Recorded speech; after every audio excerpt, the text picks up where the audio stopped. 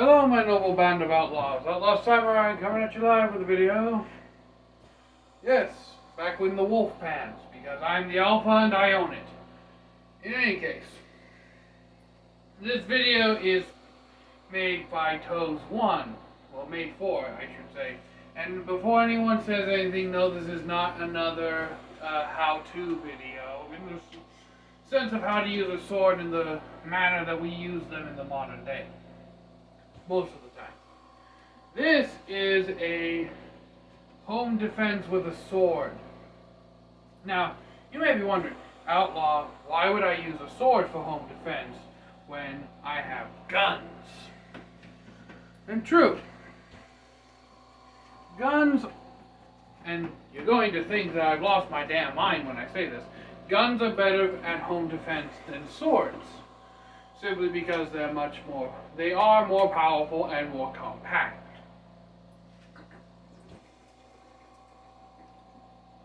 However, let's say you're in an area that, I know, God forbid, you are under weapon restrictions. You can't necessarily have a gun, or if you can have a gun, it is reasonably a low-powered cartridge. These include, but do not exclude, 22s, 22 magnums, and let's say the max you can have is a 9mm. Now, before anyone says anything, 9mm versus a 45 or a 44 magnum, or my personal favorite handgun, the 500 Wesson Smith, the 500 Magnum Smith & Wesson, are pretty small calibers. In fact, my Ruger air rifle fires faster than a 22 caliber. But that's not important. What is important is how you would utilize blades for self-defense. Let's say you live in a gated community or a community that frowns upon guns. I know I've never lived there myself personally. But let's just say that you do live in this community, or you just don't have a firearm. How can you use swords, knives, etc. to defend yourself? Well, let's make this hypothetical situation. On the tables, off camera, I have 4 different blades of varying sizes. A standard tanto,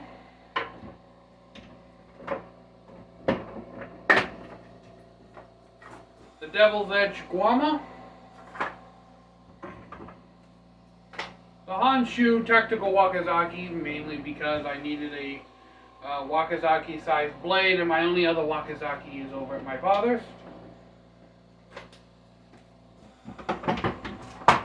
And the Sokuchikara T10 scored katana, mainly because it's pretty much standard katana size. Now there is one other major blade that we need to take into consideration. The blade most of us have the most skill in using, and the blade that is most readily available, and that is the humble kitchen knife.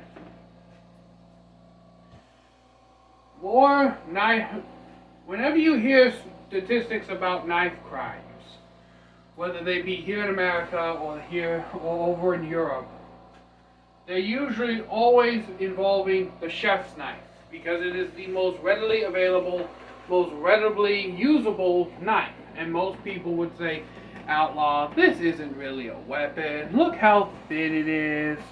Look how small it is, relatively speaking, in terms of comparing this to a guama.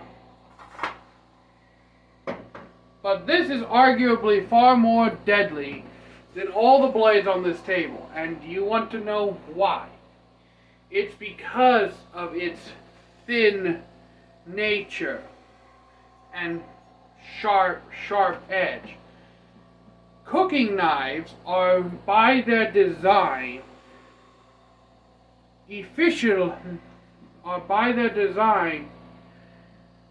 officialized if that's the word I'm thinking of, to cut flesh and soft targets. And what predominantly is a human but a soft target. Not to mention the fact that a knife like this can easily be put in between the rib cage. You can easily slip in between the ribs, and this is more than enough length on it to reach your internal organs and your heart. Alright? As demonstrated here by this side view. Note, this even has enough potential room to completely go out my back side if I get into a target well enough. Not only that, but it's quick. Alright?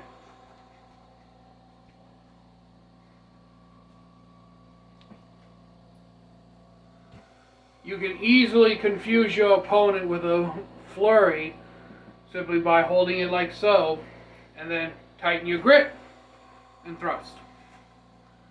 So it can easily be used to confuse and disorient before the attack. That's what makes kitchen knives so deadly, and really so popular as the first pick as knife crime because of their effectiveness and their readily availableness. But let's say you're an avid sword or knife collector and you have a large collection of blades in your room like I do. And all your kitchen knives are clean and put up and stored away properly. Someone breaks into your house. Well, your first instinct is to grab whatever blade is most readily available. So let's say it's this tanto, for instance. Let's say the humble tanto is the blade that in this moment is the most readily available to you. How would you use this in home defense? Well, first of all, you would keep it in a handshake grip. This is the most optimized grip for slashing and stabbing. So, you're confronting the assailant. He comes after you. He throws a punch. The best thing you can do with something like this, if you're facing your opponent head on, is block the punch with your non-knife wielding hand. You can kind of grapple if you like, and then stab directly into the abdomen. Pull the knife out. So right around here you want to stab into the gut area. Wrench the knife out, because stabbing into the gut, you won't run into bones as readily as you would higher up. And they would crouch over and they would be holding their side. And from there, you can call the police, and a stab wound made by this tanto would be relatively easy to stitch up. I mean, if you're like me, you would finish the bastard off anyways. Once you stabbed him, then you just ram this into the throat and rip out. That's another thing. If you're sneaking up behind your assailant, grab them by the head, insert blade into throat, and then rip out. Quick, simple, how the military trains you to do it. But let's say that he also has a blade. Let's say he grabbed our humble friend the kitchen knife. Well, as we can see, really, there's not that much difference in terms of overall length between these two. In fact, the tanto is only about 1.5 inches longer. What this means is that this becomes a close quarters knife fight, and it's really comes down to who's the better knife fighter, who has more experience fighting, and who has the more studious and better martial training with these things. And if you do, that's good for you. If he does, that's bad for you. But this has two things that this doesn't. One is weight, and two, a thick-ass spine that you can use to bat this away. Let's say he's coming to swing at you, and you manage to bat this blade away. The extra weight that this one has can effectively knock this out of your opponent's hand. And once he's been disarmed, again, a quick stab into the gut.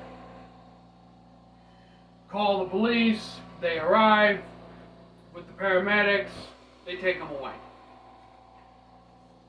So that's pretty much, so the tanto, if all you have is a tanto, you really want to get the jump on the opponent. And let's say your opponent is here in front of you, rummaging through some important papers or whatever. In this instance, if you're able to get up to the doorway without them noticing, the best thing for you to do is, like I said, but in this instance, depending on your dominant hand, grab them with your dominant hand and then just shank them. Shank them, shank them, shank them. Stab them in the kidneys, slash them across their back, stab them through the neck. Basically, always aim for a vital area. Okay? Mercy gets you killed. Mercy is not... They gave up their right to mercy when they broke into your place and put your family and such in danger and put you in danger. Don't show mercy. Mercy is, in this instance, people are going to disagree with me, but mercy is for cowards who can't finish the job. Where did I put that sheet? That covers the tanto. Next, we're going to step up to the guama. Now this affords you some better options. Again, if you're fighting somebody and you are, in this instance, if you're able to catch your opponent off guard, if you're able to sneak up behind them with this, what you want to do is you want to aim for the base of their neck and shoulder. Chop as far into that neck and shoulder region as you possibly can.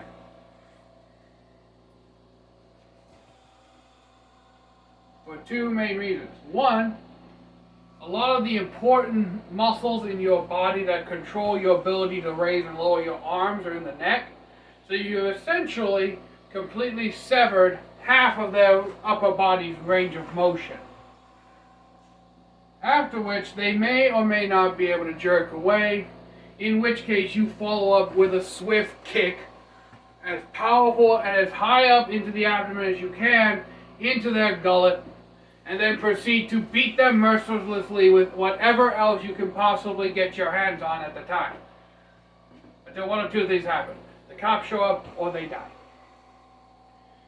If you're face-to-facing this guy and you have the guama, and he's stupid enough to charge you, what you want to do is just slash right across their abdomen. Completely eviscerate them. Okay? If their intestines spill on the floor, then they won't attack you anymore because they'll be too busy trying to keep their intestines in their bodies. Now, back to our previous fighting scenario of kitchen knife versus guama. there is a substantial blade difference. The Guama is double the length of the kitchen knife. This puts you at a much greater advantage because you're further away from the knife. So even if they swing the knife, you can swing the Guama farther than they can the knife.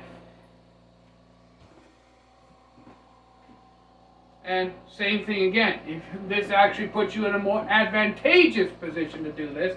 If you can bat the kitchen knife away and then just strike as hard as you can and as deep as you can with the Guama, they're not getting back up. One good solid slash from this in the right place and they ain't getting up. That's a done deal.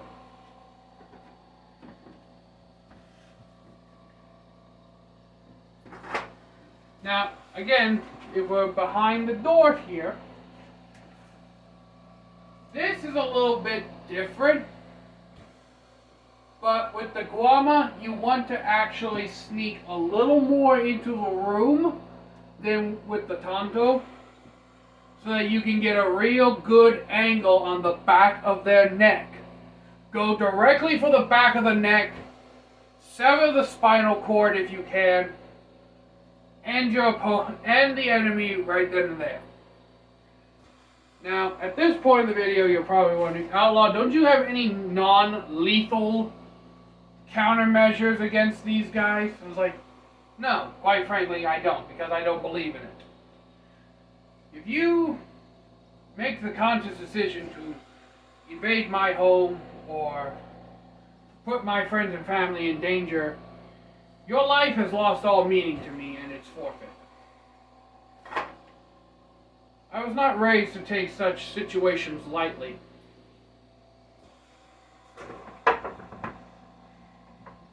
Next, the wakizashi.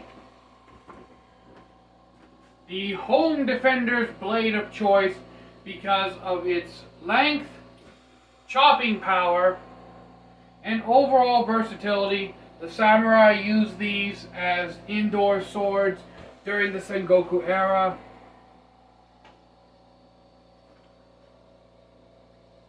All the way into the Edo period.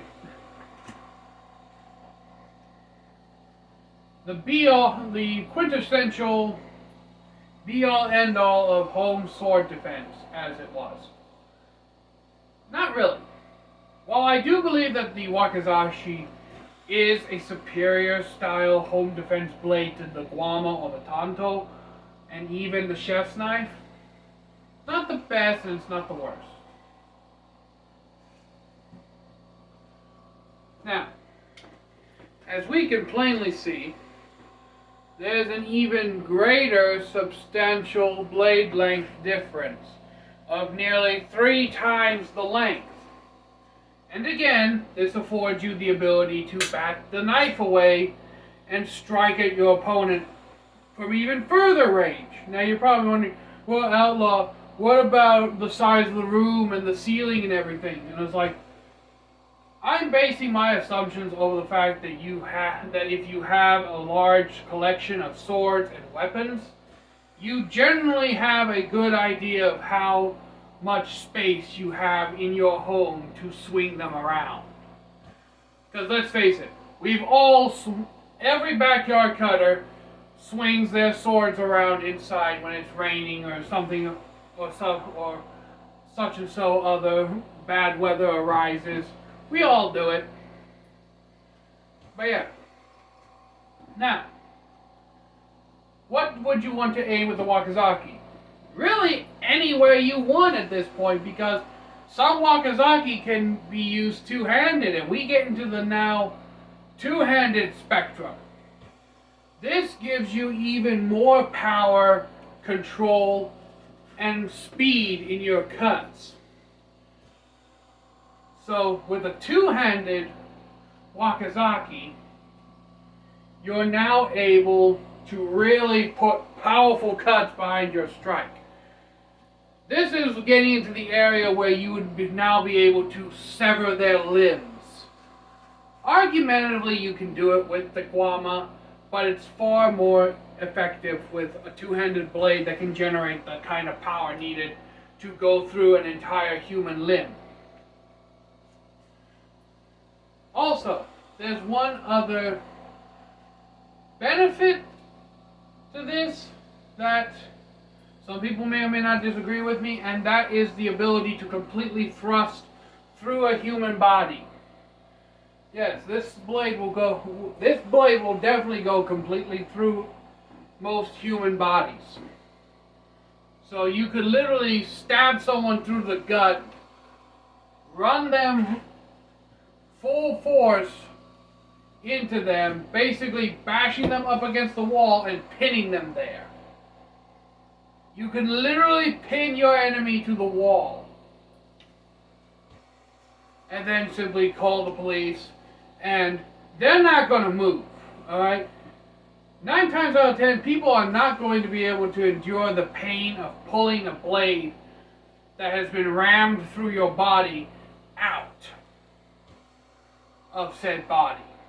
So they're not going to move, they're just going to stand there and be obedient, or if you have a sense of humor like mine, you start twisting the blade. Which, if anyone has ever been stabbed and had the blade twisted on them, you know it's not a pleasant experience. I haven't, but if we've all stabbed through something and then wrenched the blade around like a water bottle, and we all had that thought of, man, just how painful would this be on a human. Now, because of the fact that you're entering a two-handed realm of weaponry, like I said, this opens up the door to being able to cut off limbs, being able to easily eviscerate a human body, stabbing them through, pinning them to the wall, or even a straight decapitation if you have enough room and good enough aim and a strong enough blade. Now, the benefit of this wakizashi is that if you're like this and you're creeping up and the enemy's right here, you can stab around corners. Something I didn't bring up with the tanto or the guama simply because they don't have the reach to effectively stab around corners. This does. So, if you're in the doorway with a wakizashi, your best bet would actually be to swing as hard as you can and aim for the side of the body below the rib cage, above the hip, right where the kidneys would be. One good powerful slash, they ain't getting back up. They're down. They ain't getting up. Alright? They've had half their abdomen cut open. They're not getting up. You can also again, this also goes for the something I mentioned with the guama, the knife, and the chef's knife. You can shank a kidney with this. It's just, at this point, close range stabbing isn't really a viable option because of the length, unless you go ice pick grip. And at that point, if you're going to ice pick grip, you might as well just stab them through the back as hard as you can and pin them to whatever piece of furniture is beneath the blade. Or, my personal favorite, just stab them through the heart. Just stab them through the back, out the heart.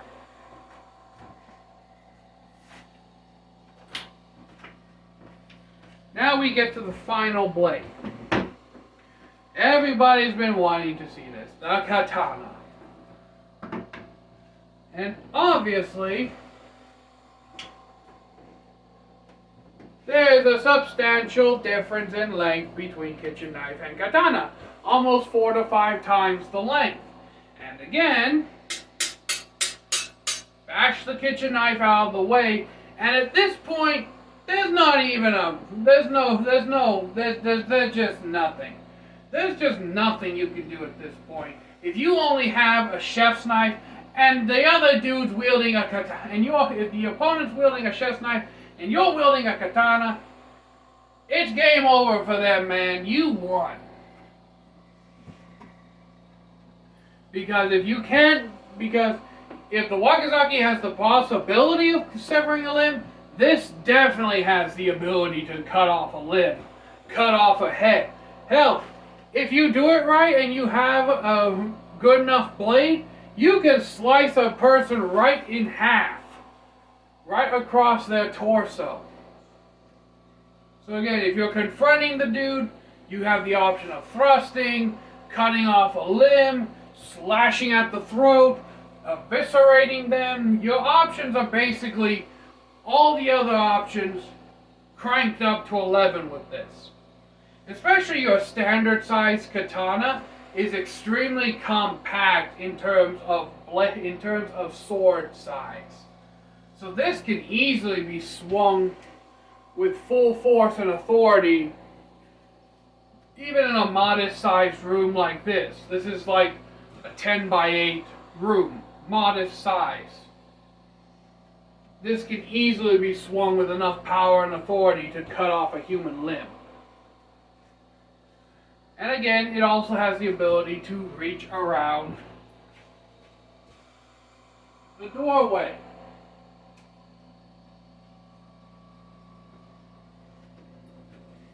And if you're going to be coming up on somebody over here with a sword, the best thing, again, as I said, to aim for the abdomen, the section of the abdomen right above the hips and right below the ribs, where the kidneys and the intestines and the stomach and the liver is. And if you hit them just right and with enough force and good enough edge alignment, there's a high possibility and or probability you can cut a man directly in half. And again, ice pick grip, double hand, stab them through the back, pin them to whatever is down. The most non-lethal option I can give you if you're going to use a sword is just stab them through the gut and pin them to a wall or a piece of furniture. Or just stab them through the gut and then quickly pull the blade out so they have no choice but to cover the wound, or else they'll bleed out and die anyways.